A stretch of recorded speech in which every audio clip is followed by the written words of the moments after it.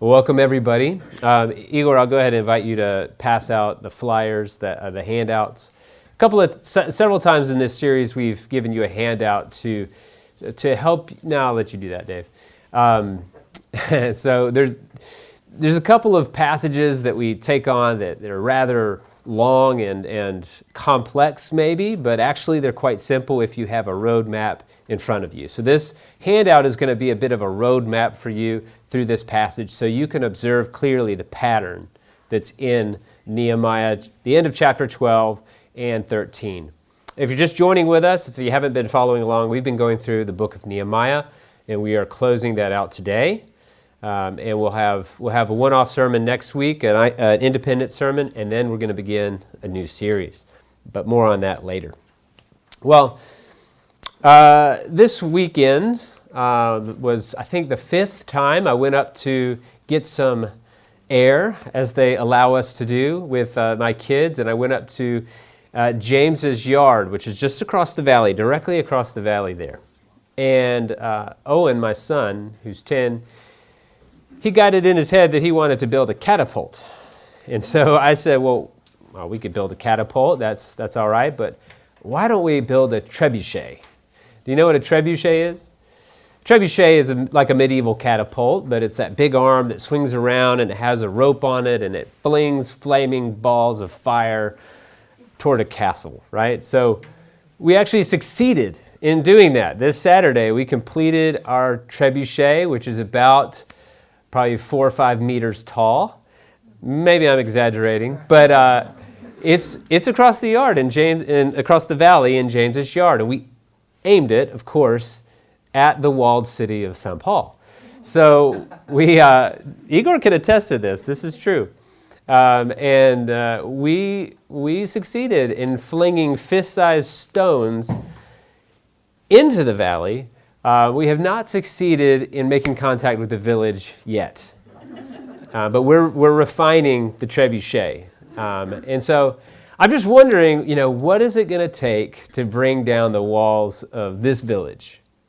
So we've been studying about Nehemiah, his reforms, him rebuilding the walls of Jerusalem, and now we're kind of left wondering, is it going to stand? What's going to take it down? Can anything take it down at this point? Have we finally gotten to the place where everything is made right? Well, if you look at the top of your handout where it says Ezra and Nehemiah at the top, Dave gave us a great overview a few weeks ago before Palm Sunday about the overall structure of Ezra and Nehemiah. And he showed us how there's like this parallel structure that bookends that whole series with a focus on the temple. But we had a big question mark. What's this last section going to be about? What's there on your handout? We're returning to a focus on the temple, as it's emphasized in our text, the house of the Lord. And we see in the middle there, in Nehemiah 1-7, the focus on the walls, but right in there, he reminded us, he showed us, that in Nehemiah 8:10, there was that key verse, that the joy of the Lord is your refuge. That we referenced Zephaniah 3:17 as a correlation to help us understand the significance of that statement. It says in Zephaniah 3:17, the Lord your God is in your midst, a mighty one who will save. He will rejoice over you with gladness. He will quiet you by his love. He will exult over you with loud singing. And so we talked about how it was the Lord's joy that makes you safe. And we talked about the need to seek that, to find our refuge in that. And of course, you can review that sermon, but that's the overall structure. Now we're concluding this whole series. And so where are we? Well, the balloons are still fully inflated. They're still flying. The banners are still hung, as you can see, of our lovely wall over here.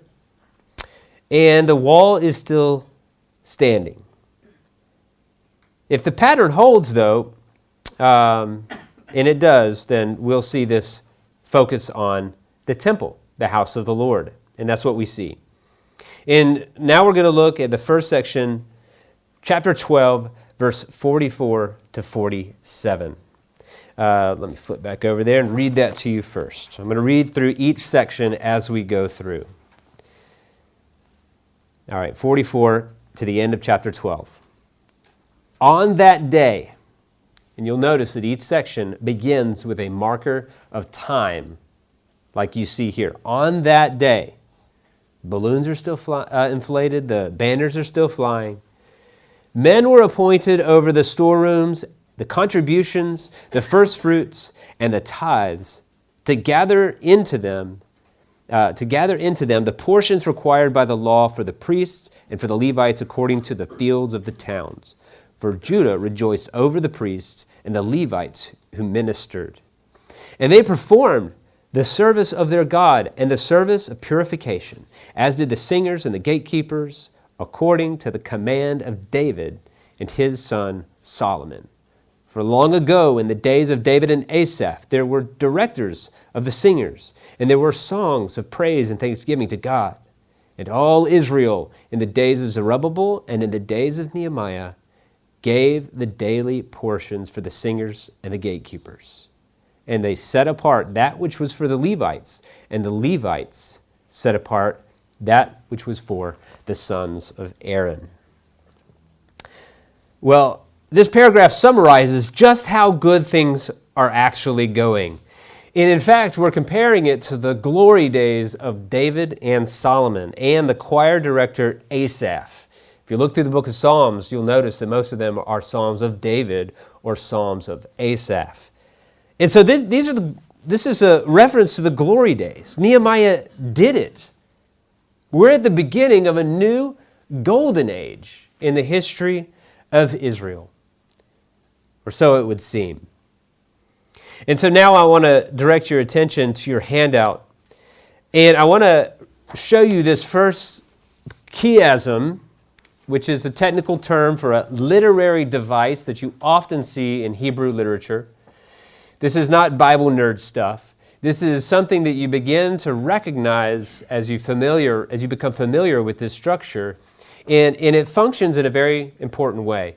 There's like a mirroring or an echoing of themes or concepts, sometimes just words in the text that will funnel our attention to what sometimes the human author, oftentimes the divine author of the Bible wants to focus our attention upon. And in this case, you can see plainly that it is focusing our attention in on this one name, Solomon. This suggests something to us. Maybe this governor, Nehemiah, who is accomplishing all these wonderful things, maybe he's like Solomon. Well, who is Solomon? He was the son of David. The son of David is, of course, a messianic title. It's full of messianic expectation. The Davidic covenant said you will always have someone reigning on your throne, and we learn throughout Scripture that the Messiah would come from the line of David. Well, Solomon was the first one to fulfill that expectation that David would have an heir to be on the throne. And so we see here this reference to Solomon, and perhaps Nehemiah is that man to finally fulfill this expectation, even if he's not in the line of David. But gosh, what he's doing here really seems a lot like what a Messiah would do, right? Chapter 13 will answer that question. Is it him? Has the time come? Has this person arisen who would fulfill this expectation? So let's turn to chapter 13, just the first 3 verses this time. On that day, they read from the book of Moses in the hearing of the people. And in it was found written that no Ammonite or Moabite should ever enter the assembly of God. For they did not meet the people of Israel with bread and water, but hired Balaam against them to curse them. Yet our God turned the curse into a blessing. As soon as the people heard the law, they separated from Israel all the people of foreign descent. If you remember back in chapter 10, the people, they renewed a covenant. They said, well, in our current context with the issues around us, these are the things that we really need to put down in writing, sign on the dotted line, and say, we are committed to these things. And what did they pledge? They pledged in general to observe, to do all the commandments of the Lord, our Lord, and his rules and statutes. They had the very best intentions. And they made 7 commitments in that section of chapter 10. And really they were focused on 3 areas. The first was intermarriage in verse 30. And they said, in a quote, "We will not give our daughters to the people of the land." So intermarriage was to be avoided. The second, in verse 31, they said, "We will not buy from them on the Sabbath." And there were a few commitments about the Sabbath there. So the Sabbath was to be observed. And then in verse 32 to 39, there were 4 different commitments, but they all kind of revolved around one concept.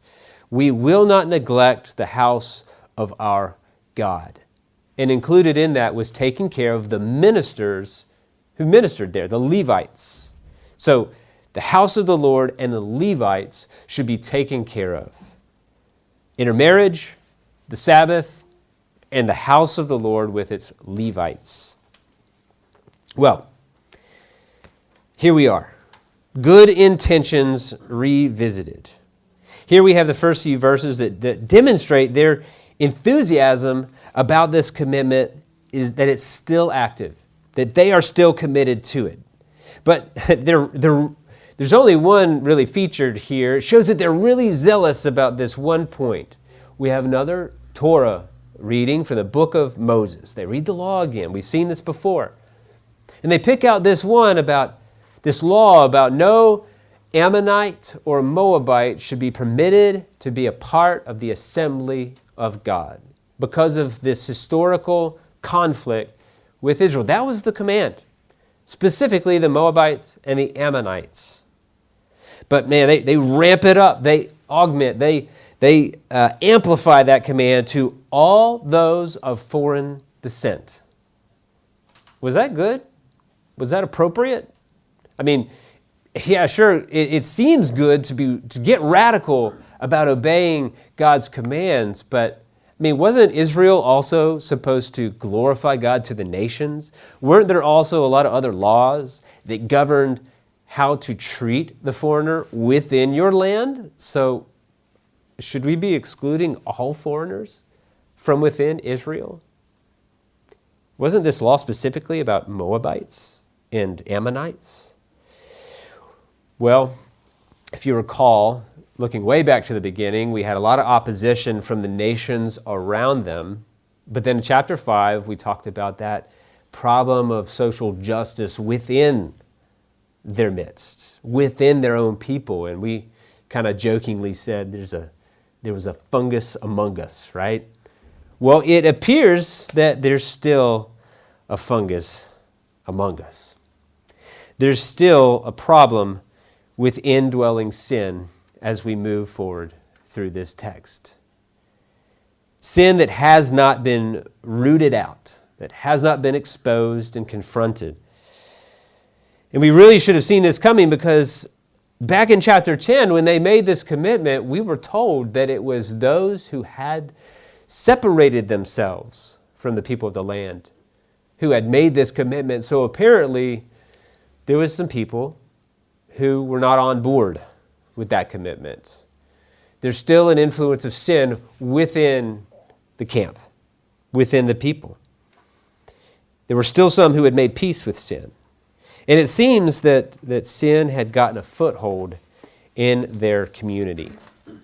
Well, let's look on to the first of 3 sections where there is a sin discovered and then confronted, and then Nehemiah will pray. You'll see on your handout on the back now, there's just a quick little formula or outline for how these next 3 sections are going to go. And this will take us all the way to the end of the book.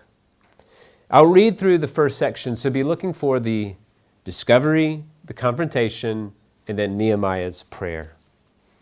First of all, verses 4 to 14.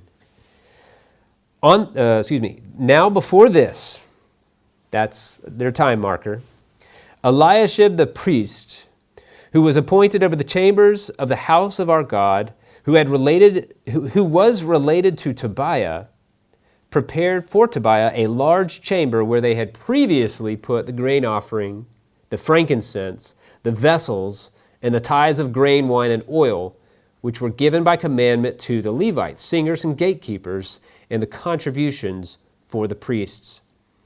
While this was taking place, I was not in Jerusalem, for in the 32nd year of Artaxerxes, king of Babylon, I went to the king, and after some time I asked leave of the king, and came to Jerusalem, and then I discovered the evil that Eliashib had done for Tobiah, preparing for him a chamber in the courts of the house of God. And I was very angry, and I threw all the household furniture of Tobiah out of the chamber. Then I gave orders, and they cleansed the chambers, and I brought back there the vessels of the house of God with the grain offering and the frankincense. I also found out about the portions of the Levites had not been given to them, so that the Levites and the singers who did the work had fled each to his field. So I confronted the officials and said, "Why is the house of God forsaken?" And I gathered them together and set them in their stations. Then all Judah brought the tithe of the grain, wine, and oil into the storehouses. And I appointed as treasurers over the storehouses Shelemiah the priest, Zadok the scribe, and Pedaiah of the Levites, and as their assistant Hanan the son of Zakkur, son of Mattaniah, for they were considered reliable, and their duty was to distribute to their brothers. Remember me, O my God, concerning this, and do not wipe out my good deeds that I have done for the house of my God and for his service. So, first of all, we see the discovery of sin. The house of the Lord is misused, and in part and parcel with that, the Levites are neglected. In verses 4 to 9, Eliashib, he's related to Tobiah. Who is he? Well, earlier in the book, he's called Tobiah the Ammonite. This Ammonite has been granted a VIP chamber in the house of the Lord to do with as he likes, to store stuff there, or to maybe it's a little hangout spot, a little man cave for him. I don't really know what Tobiah did with his chamber in the house of the Lord, but he's got this privileged place in the courts of the house of the Lord. And we see that also that this storage place was actually for the provisions for the Levites. And these things have been commanded in verse 5 to be given to the Levites, the ministers of God, along with other ministers, the singers, the gatekeepers, and the priests. And Nehemiah discovers this. And, oh yeah, by the way, I wasn't there when all this was happening. I was back visiting the ruler of the land. I was out of town. And this principle holds true that when the cat's away, the mice will play, right?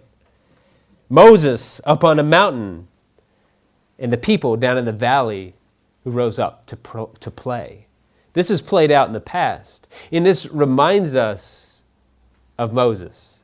Nehemiah here is very much reminding us of Moses.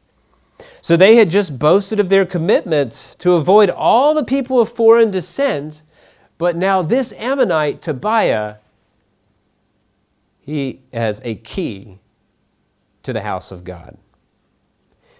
And then secondly, the Levites are further neglected. In 10 to 14, he discovered that the Levites had been totally neglected to the point that they had to neglect their ministry, their service in the house of God, and had to go back and become farmers, work the land to put food on their tables.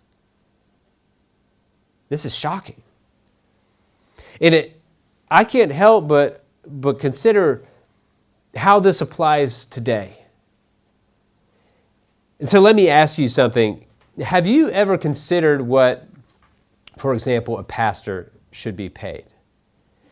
Now, you all know I'm functioning as a pastor here in the church, but actually I'm not paid by this church, and so I can say this without a conflict of interest. And so I want to challenge you to consider, have you ever thought about that? If you were planting a new church, how would you decide how much a minister of the Lord should be compensated? It's kind of a complicated question. I mean, you're evaluating his needs, you're evaluating the standards of the community, you're trying to make decisions about what's necessary for his quality of life. And some people go really to one extreme and think, well, we need to keep him humble. And other people, maybe they think, well, maybe they buy into the prosperity gospel and they think, well, he ought to really look the part because wealth means holiness, so we really need him to look wealthy. So we're going to or he's such a good teacher, we need to keep him. So we're going to pay him so much that he never goes anywhere else. Studying this text, I happened upon a podcast that was asking this question. And so I listened to it. And one principle that really stood out to me, the basic principle that they kept coming back to, was that he should be compensated to a level that would allow him not to be distracted from ministry. At a level that would allow him to live in the community, to not have to go get another job to educate his kids or have decent health care, to care for his family. Maybe that even means go on a vacation. Maybe he doesn't live here. Maybe he needs to travel to see his family. And so that's part of it as well. They discussed all these different issues because not every person has got the same situation. But the basic principle was that they should not be distracted from doing their ministry. And we see that here. We see that principle here in this text. These ministers, the Levites, they weren't being provided for, and they were unable to perform their service. Well, the house of the Lord here is being misused, and the Levites, the servants, are being neglected. And so we're starting to see that maybe this isn't the golden age that we thought it was. There's still this indwelling sin in the people. Well, Nehemiah confronts this problem. This problem needs to be addressed, and he confronts it head on. We're going to see Nehemiah's response escalate in intensity as we look at these 3 episodes.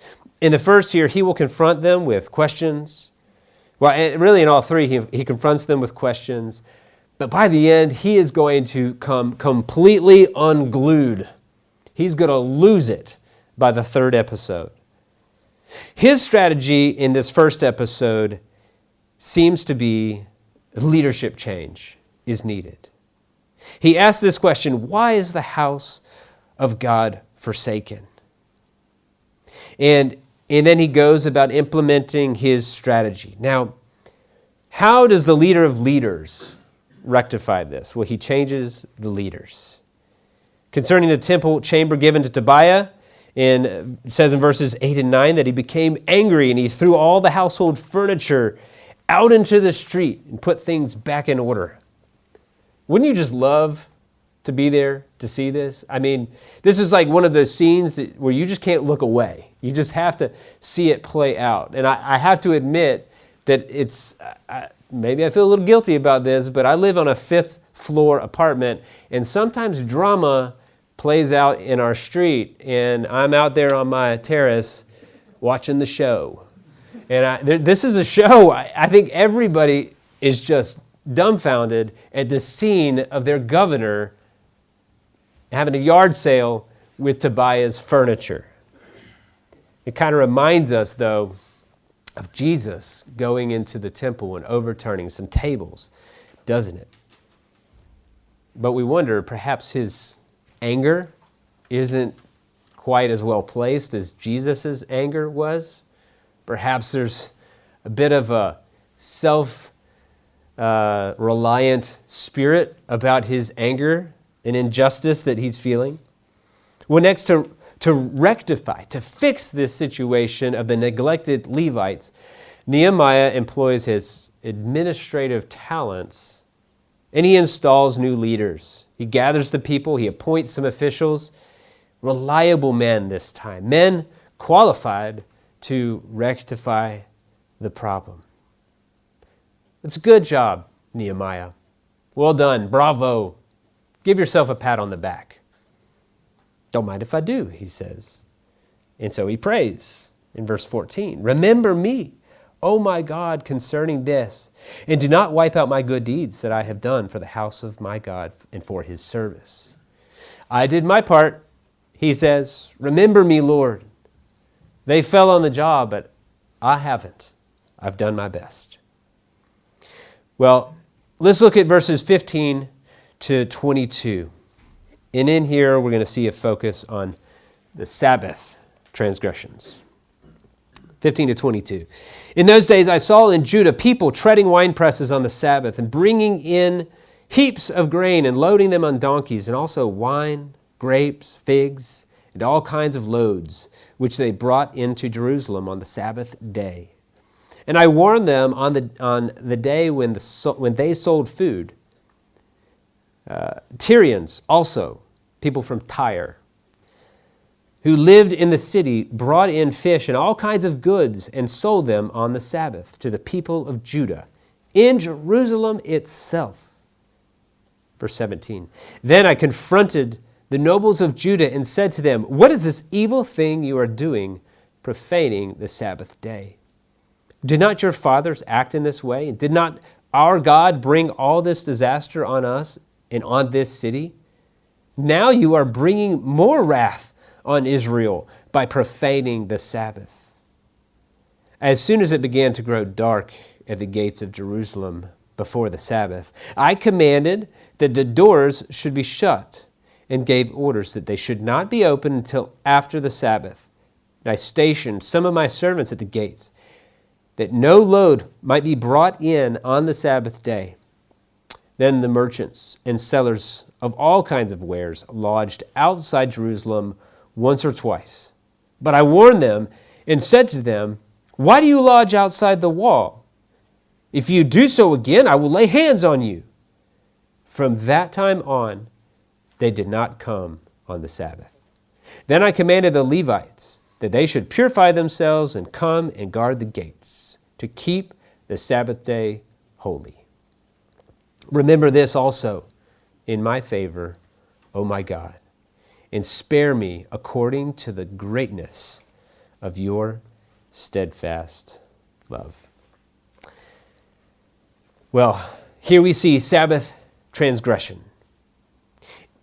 And the key word here is indicated by this new discovery is in verse 15. I saw in Judah. Another problem that still dwells within the people. Can you believe it? These people are doing all types of labor on the Sabbath. And not only that, but they're letting these Tyrians, these people of Tyre, come in and do their selling on the Sabbath as well. These are all precisely the things that they had committed to avoid back in chapter 10. Where is their resolute and enthusiastic commitment now? Where's their sense of commitment and duty to obey these laws? And so we have the confrontation in 16 and 17. He warned them and then confronted the nobles saying, what is this evil thing you're doing, profaning the Sabbath? And then he gets historical, which I would advise, especially you husbands, never get historical in an argument with your wife. It never goes well. Well, Nehemiah gets historical. Nehemiah is thinking, perhaps they just don't appreciate the gravity, the weight of this transgression. Have they soon already forgotten that it is the Sabbath the neglect of the Sabbath, transgressions on the Sabbath was mentioned, that this is the reason that they were put into 70 years of captivity, along with all their other sin. But there was a special emphasis in, we can read it in 2 Chronicles 36:21. It says that their captivity was to fulfill the word of the Lord by the mouth of Jeremiah until the land had enjoyed its Sabbaths. All the days that it lay desolate, it kept Sabbath to fulfill 70 years. He put them in captivity for 70 years. And the land kept Sabbath because they weren't there. So he's saying, this is what put us in captivity. Are you so ready to go back to that way of living? God's going to bring his wrath upon us again. We just got back from captivity. Are you so ready to go back? Well, what's his strategy this time for rectifying the situation? He's already warned them, and now he's going to put up fences to protect them from sinning, to prevent them from sinning. So we've had warnings and threats, and now we have some fences. He's making it really, really hard to profane the Sabbath this time. What does he do? He commanded the doors to be shut. He stationed his servants at the gates. He said, I warn them with a threat this time. I will lay hands on you, these Tyrians who are at the walls. I commanded the Levites to guard the gates, to keep the Sabbath day holy. They can't keep it holy, but I can, he says. So let's give credit where credit is due. So Nehemiah says, don't mind if I do. And he prays again. Remember this also in my favor, O my God, according to the greatness of your steadfast love. Wow. We can't help but notice the self-centered nature of Nehemiah's prayer. And we can't help remember his words from chapter 1, when he called upon the fourfold character of God, one of those attributes being his hesed love, his steadfast, loyal love for his people. He appealed to God's steadfast love as he pleaded with God to give him success and compassion before the king so that he could come to the aid of his people. And now Nehemiah is calling on that same steadfast love, but he's praying only for himself. And then the third section we read in 13:23 to 31. In those days, I also saw the Jews who had married women of Ashdod, Ammon, and Moab. And half of their children spoke the language of Ashdod, and they could not speak the language of Judah, but only the language of each people. And I confronted them and cursed them and beat some of them and pulled out their hair. And I made them take an oath in the name of God, saying, you shall not give your daughters to their sons, or take their daughters for your sons or for yourselves. Did not Solomon, the king of Israel, sin on account of such women? Among the many nations there was no king like him, and he was beloved by his God, and God made him king over all Israel. Nevertheless, foreign women made even him to sin. Shall we then listen to you and do all this great evil and act treacherously against our God by marrying foreign women? And one of the sons of Jehoiada, the son of Eliashib, the high priest, was the son-in-law of Sanballat the Horonite. Therefore I chased him from me. Remember them, O my God, because they have desecrated the priesthood and the covenant of the priesthood and the Levites. Thus I cleansed them from everything foreign and established the duties of the priests and Levites, each in his work. And I provided for the wood offering at appointed times and for the first fruits. Remember me, O my God, for good. Yet another discovery. Again, I saw the Jews who had married the women of Ashdod, Ammon, and Moab. We already know from back in verse 1 that they were really committed to avoiding the people of Ammon and Moab. But now they're also intermarrying among another historical enemy of the Jews, the Philistines. Remember that uncircumcised Philistines of Samson's day? And how, do you also remember Goliath, who battled against David? Remember him? Well, Ashdod was one of their cities. So these were Philistines. And these Jews were so assimilated into the ways of these other people that their own children didn't even speak the native language of the people of Judah. They were so assimilated into these foreign nations who were enemies of God. Now skip down to verse 28. We're looking at another discovery here in verse 28. The high priest's grandson was married to the daughter of Sanballat the Horonite. Do you remember this guy? This was, alongside Tobiah, the primary antagonist, the primary enemy to the whole project of rebuilding and reestablishing in the land. Sanballat and Tobiah. He and the high priest's family are now joined by marriage. Well, now we have the confrontation. After each of these two compromises are exposed, Nehemiah confronts the perpetrators and he leaps into action, violent action this time. This is where Nehemiah's wheels come off. He becomes completely unglued. He loses it. Enough is enough. He's done tossing out furniture. Now it's time to start tossing some people. I think that's probably what he did, is he grabbed their hair and pulled out their hair. This is what he does to fix it. Cursing, violence, coercion, and chasing people from the premises. I cursed them, beat some of them, and pulled out their hair. Simmer down, Nehemiah. Calm down, son. Next, he coerces an oath from them, forcing them to pledge not to marry with the people of the land. He made them take this oath. And finally, he chases that grandson of the high priest out of town. And then we have his prayer in verse 29. Remember them, O my God, because they have desecrated the priesthood and the covenant of the priesthood and the Levites. This is really a new low for our leader, Nehemiah.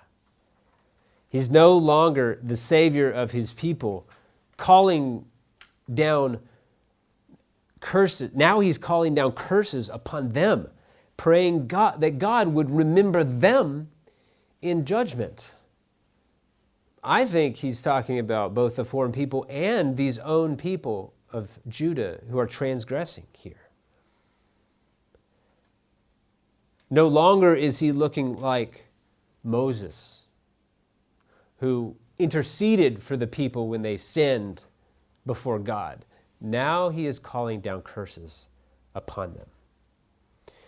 Now I would direct your attention back to your handout to another chiasm that is tied to the first one and directs our attention a very intentional way. We've skipped over verses 26 and 27 where this is found, where this chiasm is found. And in those verses, Nehemiah gets historical again.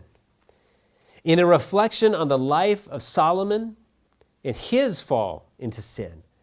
And this is smack in the middle of those two discoveries and confrontations. Okay, so it's right there in the middle of those two confrontations. And so we need to take a closer look at this reflection on Solomon's life because it's really, really important for understanding what the overall message of Nehemiah and Ezra is all about. Just as we had a chiasm in chapter 12 pointing to Solomon, the son of David, we have another one here pointing to Solomon, the one beloved by God. Remember how Solomon was the center of that chiasm in 12, filling us with such hope that we were entering into this new golden age?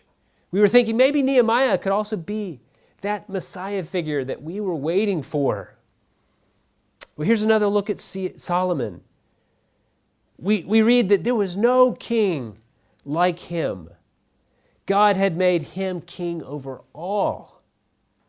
He was beloved by his God. But even Solomon was a disappointment in the end. Now things are crumbling all around. Nehemiah, we're beginning to realize, is not that one. He held such promise and he did such a good job, but what we're seeing here is that history is repeating itself yet again. The people sin, a reformer arises, the people repent, but they return to their sin.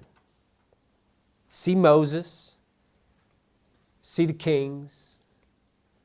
Before that, see the book of Judges, and then see all the kingdoms. Add one more to it, Ezra and Nehemiah. History is repeating itself. If only there was another son of David, another one beloved by God. If only he could bring a solution to indwelling sin, a means of bringing an end to the reign of sin in our lives. If only there was another. Very quickly, his closing words in verses 30 to 31. I cleansed them. I established the duties of the priests and Levites. I provided the wood offering and the offering for the first fruits. They're not even bringing the offering. I'm a man of means. I'll do it.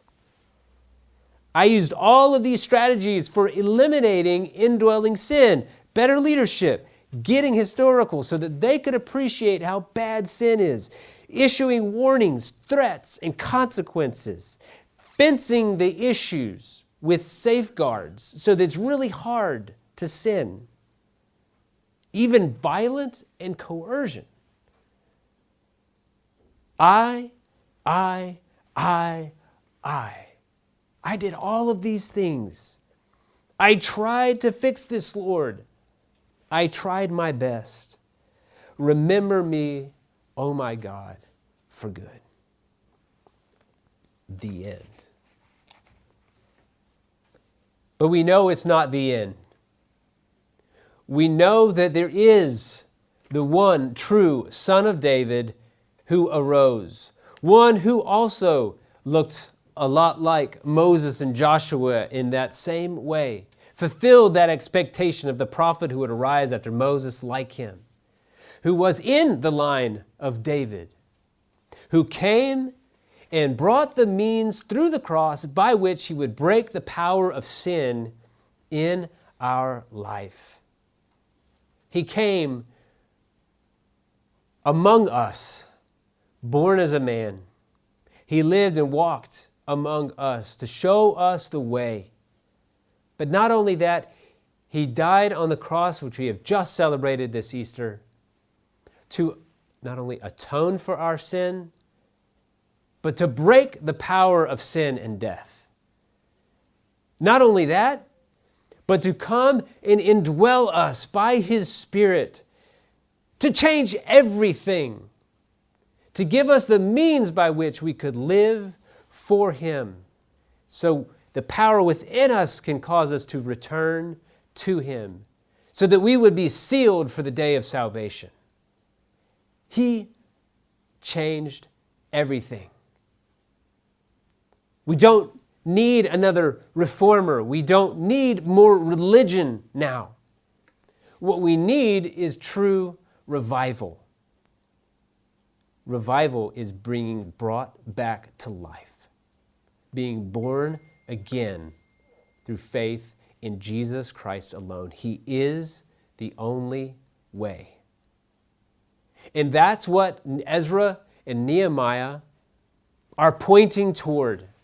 I would suggest that every part of your Bible is pointing toward Jesus. And if we're not noticing that, if we're not preaching that, then we're missing something. Jesus is the only one who can rectify, solve this problem of sin in our lives. He does so by providing salvation and total forgiveness for sin, but also by coming into our life and changing us. Not just good intentions, but internal transformation. Let's pray.